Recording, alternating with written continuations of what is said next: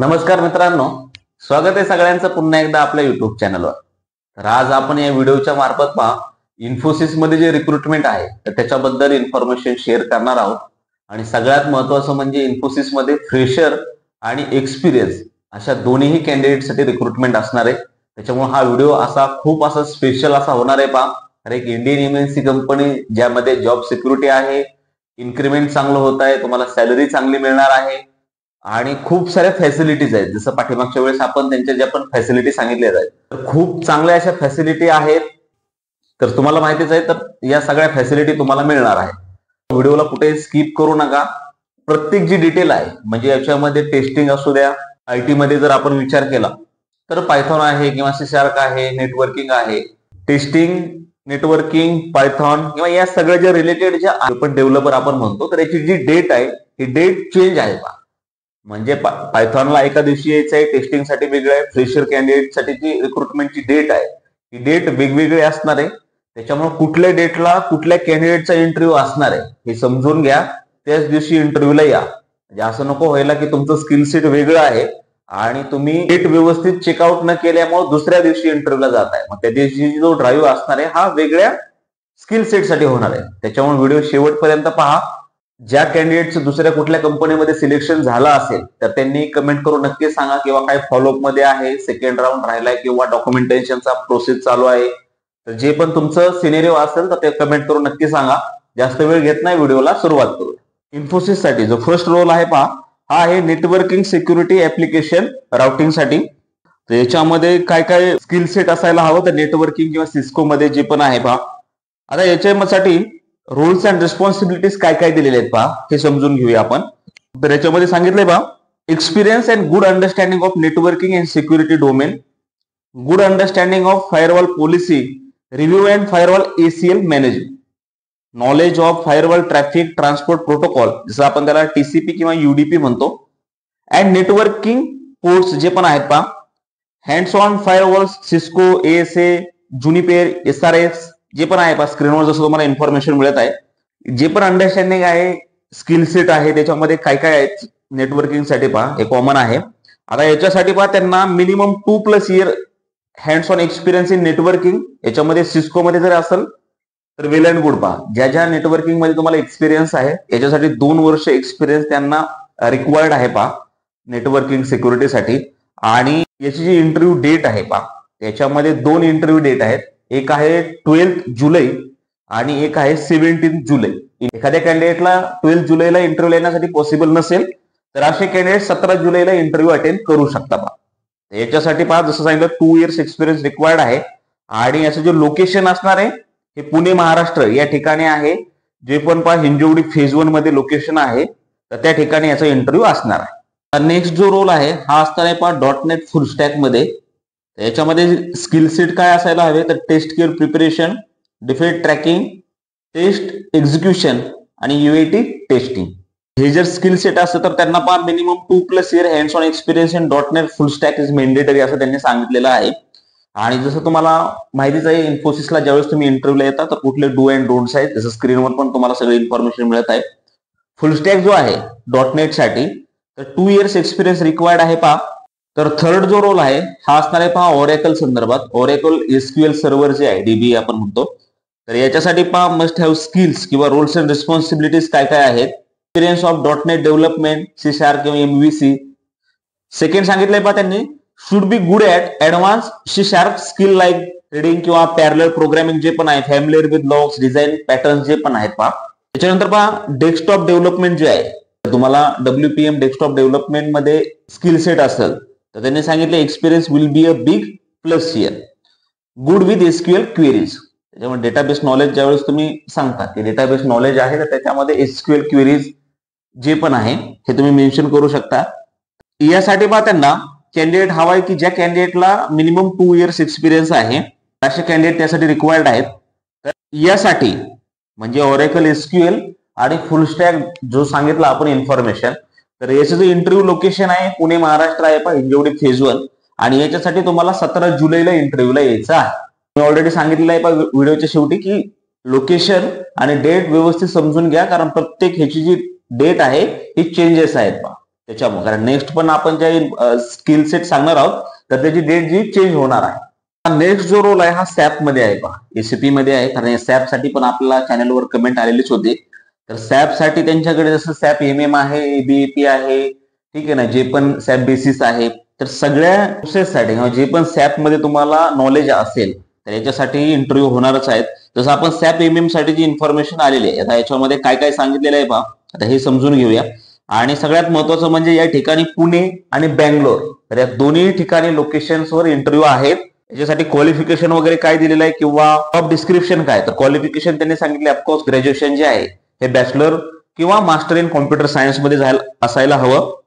आता याच्यामध्ये शिफ्ट त्यांनी मेन्शन केलेले आहे 24/7 किंवा रोटेशनल वीक ऑफ असणार आहे आणि वर्क फ्रॉम ऑफिस राहणार आहे.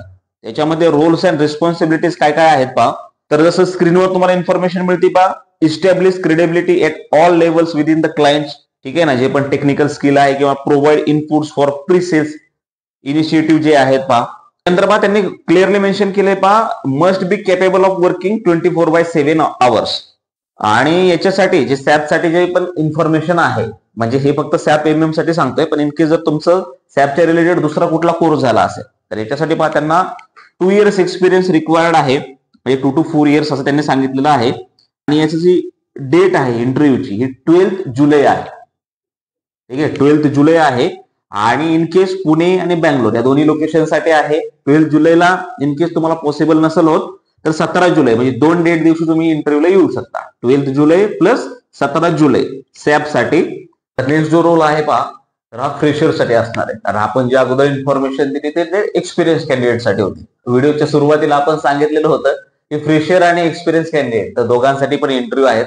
तर फ्रेशर कोणासाठी असणार आहेत किंवा काय डिटेल असायला हवे आणि डेट, आणि डेट जी आहे ही चेंज आहे पहा, ठीक आहे. त्यामुळे डेट व्यवस्थित समजून घ्या आणि लोकेशन त्या इंटरव्ह्यूला तुम्ही येऊ शकता. पाठीमागच्या वेळी ज्यावेळेस आपण इन्फोसिस साठी व्हिडिओ शेअर केलेला आहे तर एका कॅन्डिडेटचं त्या ठिकाणी सिलेक्शन झालेलं आहे पहा. आणि आता रिक्रुटमेंट पण जास्त आहे आणि फ्रेशर कॅन्डिडेट आपले खूप सारे जे फॅमिली मेंबर आहेत तर ते फ्रेशर आहेत. तर ऍटलिस्ट एक 10-12 कॅन्डिडेटचं तरी सिलेक्शन व्हायला हवं. त्याच्यामुळे ऍज अ फ्रेशर साठी रिझ्यूम बिल्डिंग आपण प्रत्येक व्हिडिओमध्ये रिझ्यूम कसा असायला हवा, फ्रेशर साठी कुठले डू अँड डोंट्स आहेत, तुम्ही कुठला एक व्हिडिओ चेक करा, त्याच्यामध्ये मी ऑलरेडी सगळी इन्फॉर्मेशन शेअर केलेलीच आहे. मोस्ट कॉमन थिंग अशी मी पाहिलेली आहे याच्यामध्ये की फ्रेशर कॅन्डिडेट जे आहेत हे त्यांचा जो परमनंट ऍड्रेस आहे तो रिझ्यूमवर अपडेट करतात. तर पुण्यामधला एक ऍड्रेस अपडेट करा, परमनंट ऍड्रेस फक्त सिटी मेन्शन करा. त्याच्यानंतर स्किल सेट कॉम्प्युटर रिलेटेड तुमचं काय झालेलं आहे का तेही मेन्शन करा.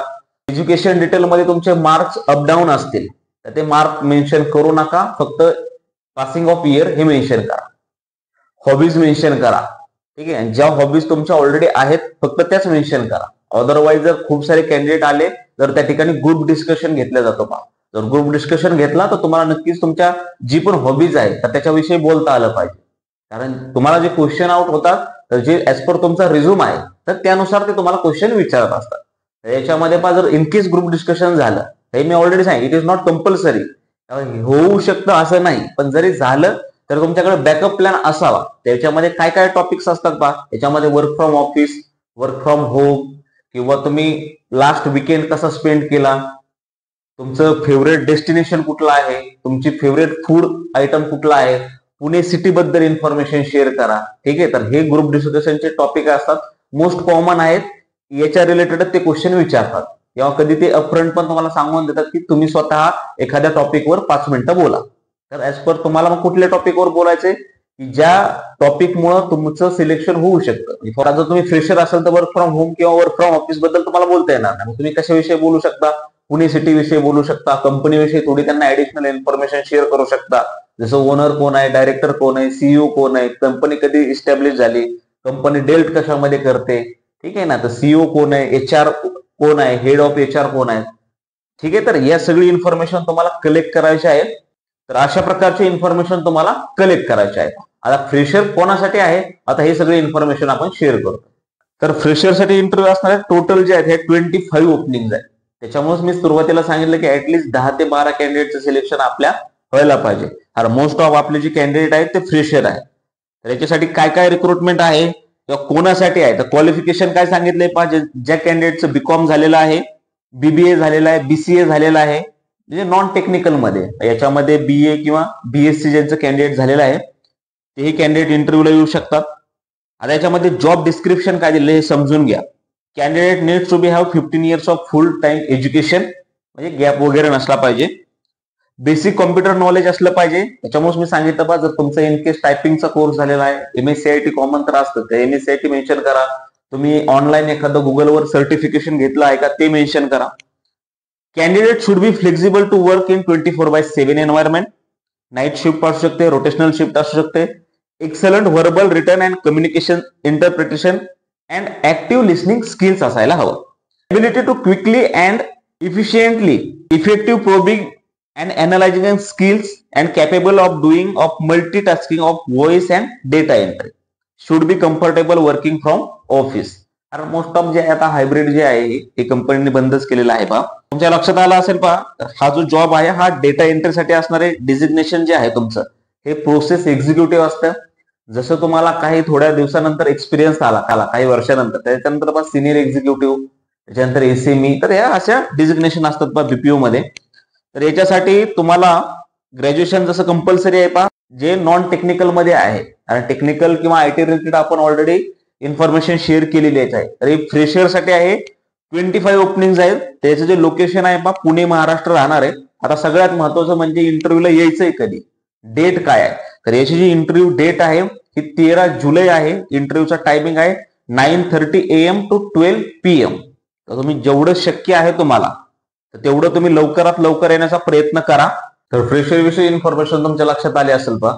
तर यासाठी पण रजिस्ट्रेशन वगैरे करायची काही गरज नाही. फेस टू फेस इंटरव्ह्यू होणार आहेत 13 जुलैला. त्याच्यामध्ये इयर ऑफ पासिंग किंवा फ्रेशरसाठी त्यांनी सांगितलेलं आहे, कुठल्या बॅचचे पासआउट वगैरे सांगितले नाही. तर जे पण कॅन्डिडेट पहा 20, 21 किंवा 22 चे जे पण आहे, 23 करंटचे जे पण असतील, तर ते कॅन्डिडेट ऍज अ फ्रेशर म्हणून जाऊ शकता. ठीक आहे, 1,03 year पर्यंत ते फ्रेशर कन्सिडर करतात. तर इंटरव्ह्यूला येताना कुठलंही ID प्रूफ सोबत कॅरी करा. याच्यामध्ये आधार कार्ड, पॅन कार्ड किंवा तुमचं ड्रायव्हिंग लायसन्स आणि वोटर ID. त्याच्यानंतर अपडेटेड रिझ्यूम जे आहे तुमच्या 2 कॉपीज असल्या पाहिजेत पहा. आणि जे डॉक्युमेंट्स आहेत सोबत कॅरी करताना त्याची हार्ड कॉपी पण असू द्या आणि सॉफ्ट कॉपी पण तुमच्या सोबत तुम्ही कॅरी करू शकता. लॅपटॉप, पेन ड्राईव्ह हे सोबत कॅरी करू नका, कारण ऍज अ सिक्युरिटी चेकला लॅपटॉप असेल तर ते बाहेर ठेवायला लागून तुम्हाला एंट्री मिळणार नाही. त्याच्यामुळे लॅपटॉप, पेन ड्राईव्ह, कॅमेरा वगैरे ठीक आहे, तर हे सोबत कॅरी करू नका. एक सोबत पेन असू द्या आणि तुमचा अपडेटेड रिझ्यूम आणि ID प्रूफ तुमच्या सोबत असलं पाहिजे बा. तर फ्रेशर आणि एक्सपिरियन्स साठी जे पण आहे बा, फ्रेशर मध्ये डेटा एंट्री मध्ये आहे आणि एक्सपिरियन्स कॅन्डिडेट IT मध्ये खूप सारे रिक्रुटमेंट आहे. तर व्हिडिओ एक लेंथी होतोय त्याच्यामुळे मी सगळीच इन्फॉर्मेशन शेअर केलेली नाहीये. तर याच्यामध्ये पहा जसं सांगितलेलं आहे पहा, SAP किंवा तुमचं जर काय नेटवर्किंग मध्ये झालं असेल, पायथॉन मध्ये झालेलं आहे, ठीक आहे ना, .NET मध्ये आहे, फुल स्टॅक मध्ये आहे, तर या कॅन्डिडेट साठी एक्सपिरियन्स साठी ड्राईव्ह असणार आहे पहा. 17 तारखेला ड्राईव्ह असणार आहे पहा. आणि फ्रेशरचा जो ड्राईव्ह आहे हा 13 जुलैला आहे. ठीक आहे, तर आशा करतो की हा व्हिडिओ पाहून तुम्हाला नक्कीच फायदा झाला असेल. आणि जेवढे पण आपले फ्रेशर किंवा एक्सपिरियन्स कॅन्डिडेट आहे हे जास्तीत जास्त या ठिकाणी इंटरव्ह्यूला यायचा प्रयत्न करतील. व्हिडिओ आवडल्या चॅनलला लाईक, शेअर आणि सबस्क्राईब करायला विसरू नका. भेटूया अशाच प्रकारच्या पुढच्या व्हिडिओमध्ये. धन्यवाद.